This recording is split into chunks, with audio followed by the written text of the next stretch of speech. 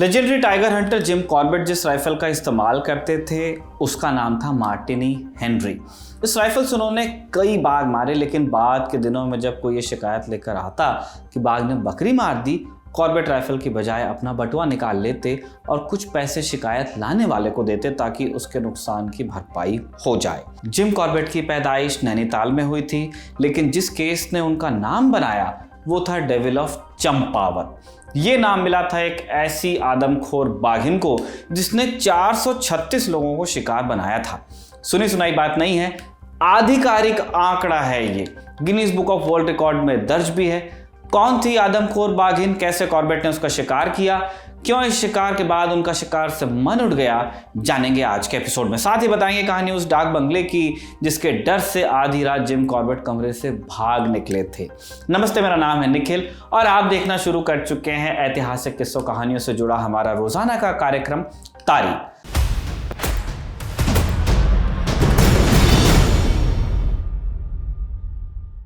उत्तराखंड उत्तरी भारत का यह पहाड़ी राज्य दो खंडों में बटा है, कुमाऊं और गढ़वाल। ये दो बड़े मेजर डिवीजन हुए। कुमाऊं का एक जिला है चंपावत जो नेपाल की सीमा से लगता है।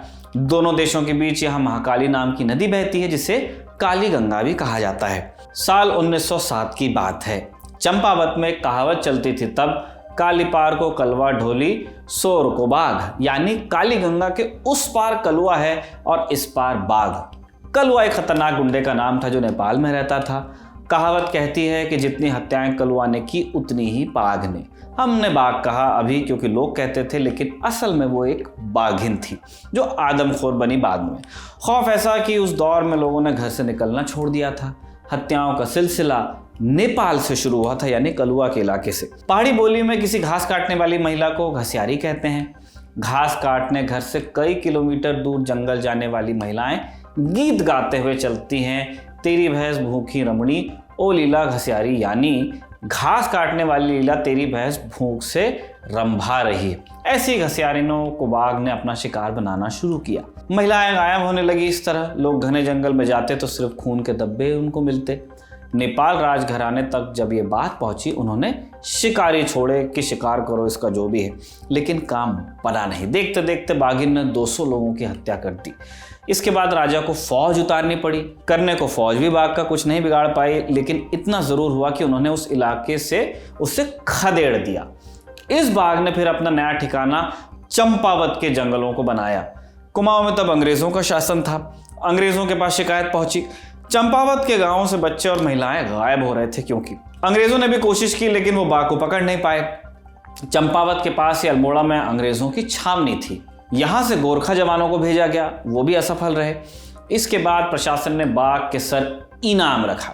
इनाम के लालच में कई लोग बाघ के पीछे गए, लेकिन वो भी या तो खाली हाथ लौटे या खुद बाघ का शिकार बने। उधर बाघ का आतंक बढ़ता जा रहा था। बाघिन का मारे गए लोगों की संख्या 436 पहुंच गई थी। इससे चंपावत का नाम Guinness book of world record में तो जुड़ा, लेकिन लोगों का जीना दूभर हो गया। जब अंत में कोई रास्ता नजर नहीं आया, प्रशासन की तरफ से एक तार नैनीताल भेजा गया और इस तरह एंट्री हुई जिम कॉर्बेट की। जिम कॉर्बेट अपनी किताब मैन ईटर्स ऑफ कुमाऊं में लिखते हैं, जब मैं पाली गांव पहुंचा, दिन में लोगों के घरों के खिड़की दरवाजे बंद थे। बाघ के डर से लोग अपने घरों में तब कैद रहते थे। इस डर की एक वजह यह भी थी कि इसी गांव में बाघ ने अपना लास्ट शिकार किया था। लोगों में डर था कि वो आसपास ही होगी। हालांकि बाद में पता चला कि उसने एक बहुत बड़े इलाके को अपना एरिया बनाकर रखा था और शिकार के लिए कभी कभी वो एक दिन में 30 किलोमीटर की दूरी तय कर लेती थी। कॉर्बेट ने आते ही 2 शर्तें रखी। पहली, बाघ के सर पर रखा इनाम हटाओ, और दूसरा, मेरे अलावा कोई शिकारी बाघ के पीछे नहीं जाएगा। इन दोनों शर्तों के पीछे वाजिब वजह थी। कॉर्बेट नहीं चाहते थे कि इनाम के लालच में नौसिखिए उनका काम बिगाड़ दें, इसलिए इस काम की पूरी जिम्मेदारी उन्होंने अपने सर पर ली। कॉर्बेट को पता चला कि बाघ ने 5 दिन पहले ही अपना आखिरी शिकार किया था। भूख कब लगेगी ये अंदाजा लगाकर वो बाघ के अगले कदम का पता लगाने निकले। शिकार की पहली रात कॉर्बेट पूरी रात पेड़ पर मचान बनाकर बैठे, लेकिन बाघ नहीं दिखा। अगले कई दिन ऐसे गुजरे। कॉर्बेट को अब लंबा इंतजार करना पड़ा। इस बीच उन्होंने गांव वालों के लिए 3 जंगली जानवर मारे ताकि उन्हें भरोसा हो जाए आदमी काम का है। कॉर्बेट इस बीच हर रात जंगल में जाते, लेकिन बाघ उनके हाथ आया नहीं या आई नहीं बाघिन। कॉर्बेट अपनी किताब में लिखते हैं वो खेत में काम करने वाली लड़कियों या महिलाओं को अपना शिकार बनाती है। कॉर्बेट को एहसास हुआ कि शायद आदमी होने की वजह से बाघ उनके पास नहीं आ रहा, इसलिए उन्होंने साड़ी लपेटी, झांसा देने के लिए भूसे का पुतला भी रखा। बाघिन एक दो बार उनके करीब आई भी, लेकिन इतनी नहीं कि बंदूक की रेंज में आ जाए। पाली में कॉर्बेट को सफलता नहीं मिली। कई दिनों तक इंतजार के बाद जब बाघिन नहीं दिखी, कॉर्बेट समझ गए कि उसने ठिकाना बदल लिया है अपना। कुछ रोज बाद कॉर्बेट को पता चला कि 15 किलोमीटर दूर चंपावत डाक बंगले के पास उसे देखा गया है। कॉर्बेट ने डाक बंगले का रुख किया, वहीं उनके रुकने का इंतजाम हुआ। कॉर्बेट ने सोचा कि रात आराम कर कल फिर से काम पर लगूंगा, लेकिन इससे पहले ही उनके साथ एक ऐसी घटना घट गई कि बाघ सेकेंडरी मैटर हो गया। हुआ यूं कि जब कॉर्बेट डाक बंगला पहुंचे, वहां उन्हें तहसीलदार मिला जो स्वागत के लिए उनके आया था। रात हो चुकी थी, लेकिन कॉर्बेट को लगा कि बाघ का डर है, शायद तहसीलदार बंगले में ही रुक जाएंगे। कुछ देर बाद उनकी हैरत का ठिकाना नहीं रहा जब तहसीलदार ने एक लालटेन जलाई और जंगल के रास्ते घर चलते बने। कॉर्बेट ने लिखा है कि तहसीलदार का घर 5 किलोमीटर दूर था और पूरा रास्ता जंगल का और इलाके में आदमखोर बाघ की खबर भी थी। कॉर्बेट को समझ नहीं आया कि तहसीलदार ने इतना खतरा क्यों उठाया। कॉर्बेट को यह बात आधी रात को जाकर समझ में आई कि जब रास्ता जंगल का है, वक्त रात का है, तो तहसीलदार गया क्यों डाक बंगले से। हुआ यह कि कॉर्बेट खाना खाकर अपने कमरे में सो रहे थे। उनका नौकर बहादुर खान अलग कमरे में था। बहादुर खान ने उस रात के बारे में बताया कि रात को कॉर्बेट के कमरे से अजीब आवाज़ें आ रही थी। आधी रात उनका कमरा खुला और कॉर्बेट भागते भागते बाहर आए। उन्होंने कपड़े भी नहीं पहने थे, पसीने से एकदम तर थे, सांसें उनकी उखड़ी हुई थी और चेहरे पर हवाइयाँ उड़ी हुई थी। उन्होंने बहादुर से कहा, आज रात में तुम्हारे कमरे में सोऊंगा। कॉर्बेट अपनी किताब में लिखा है, मेरे पास इस बंगले की एक कहानी है जो मैं नहीं बताऊंगा। वैसे भी ये किताब जंगल की कहानियों के बारे में है और प्रकृति के नियमों से इतर की घटनाएं यहाँ जोड़ना ठीक नहीं होगा। कॉर्बेट के लिखे से पता चलता है कि वो शायद किसी भूतिया अनुभव की बात कर रहे होंगे।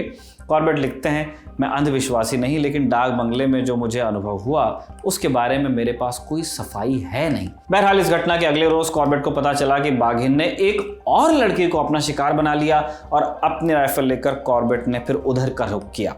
माखून के धब्बों में बाघिन के पांव के निशान साफ दिख रहे थे। कॉर्बेट अब जल्दी में थे। अगर जल्द उन्होंने इस बाघिन को नहीं मारा तो लोगों की जान जाती रहती।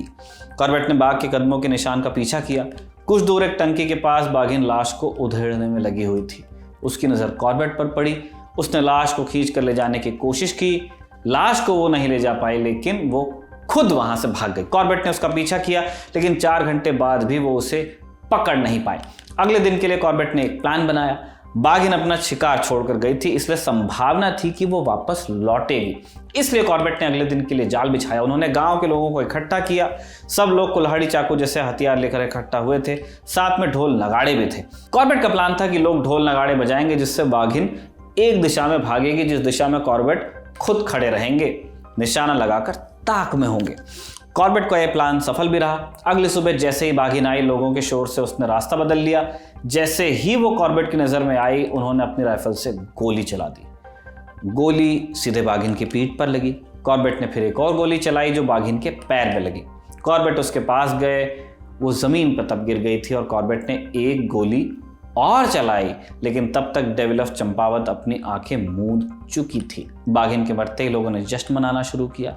कॉर्बेट ये देखकर खुश थे, लेकिन तभी उनकी नज़र ऐसी चीज़ पर गई जिसने उनके चेहरे से मुस्कान को फीका कर दिया। शुरुआत में हमने आपको बताया था कि कॉर्बेट ने बाद में शिकार करना छोड़ा। ये बदलाव चंपावत में किए इसी शिकार के बाद शुरू हुआ था। उस रोज कॉर्बेट ने देखा कि मरी हुई बाघिन के दाईं तरफ के दांत टूटे थे, जबड़ा घायल था। वो पहले भी एक गोली का शिकार हुई थी, जिसके चलते उसके लिए शिकार करना मुश्किल हो गया था। प्राकृतिक कॉर्बेट को एहसास हुआ कि इसी कारण बाघिन आदमखोर बनी थी, क्योंकि उसको चोट पहुंची थी एक गोली से पहले, जिसे वो डेविल समझ रहे थे। उसे डेविल बनाने के पीछे इंसान की ही गोली थी। इस जैसी कुछ और घटनाओं ने कॉर्बेट पर ऐसा असर डाला कि वो बाघ बचाने की मुहिम में जुड़ गए। इसी के चलते उत्तराखंड के नेशनल पार्क का नाम उनके नाम पर जिम कॉर्बेट नेशनल पार्क रखा गया। बहरहाल आज के किस्से को यहीं समाप्त करते हैं। इस शानदार किस्सा आपके लिए लिखा था हमारे साथी कमल ने और कैमरे पर इसे रिकॉर्ड किया जतिन ने। आप देखते रहिए दी ललन टॉप।